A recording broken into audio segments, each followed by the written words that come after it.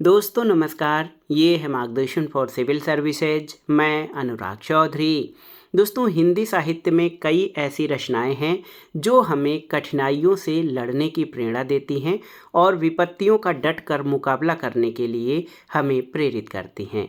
इसी क्रम में हमारी आज की कविता है राष्ट्र कवि रामधारी सिंह दिनकर की लिखी कविता, जिसका शीर्षक है वीर।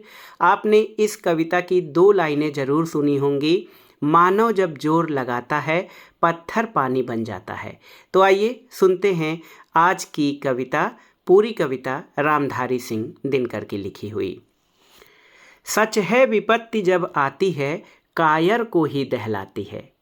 सच है विपत्ति जब आती है, कायर को ही दहलाती है।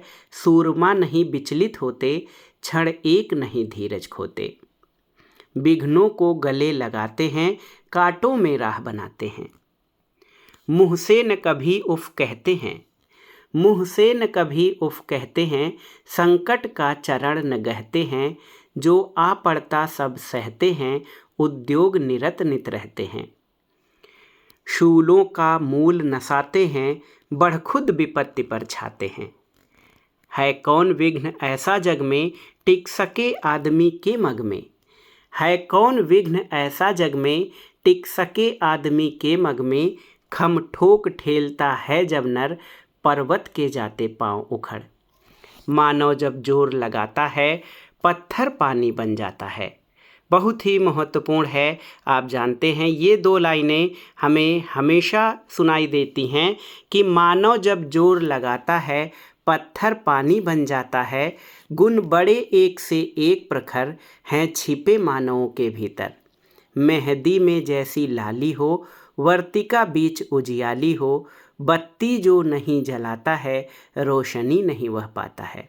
तो ये थी हमारी आज की कविता। इसकी 2 लाइनें हमेशा हमें प्रेरित करने के लिए सुनाई जाती हैं।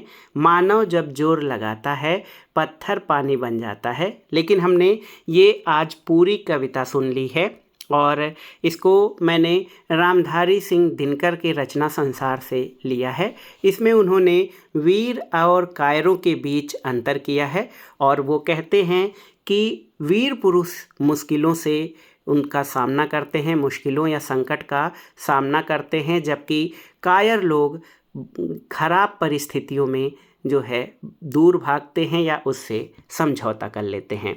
मुश्किलों को सहन करने और लगातार काम में लगे रहने की प्रवृत्ति वीर मनुष्यों की होती है और इसमें वीरों की प्रशंसा करते हुए वो कहते हैं कि ऐसा कोई संकट या विघ्न बाधा नहीं है जिस पर विजय पाना वीरों के लिए असंभव हो।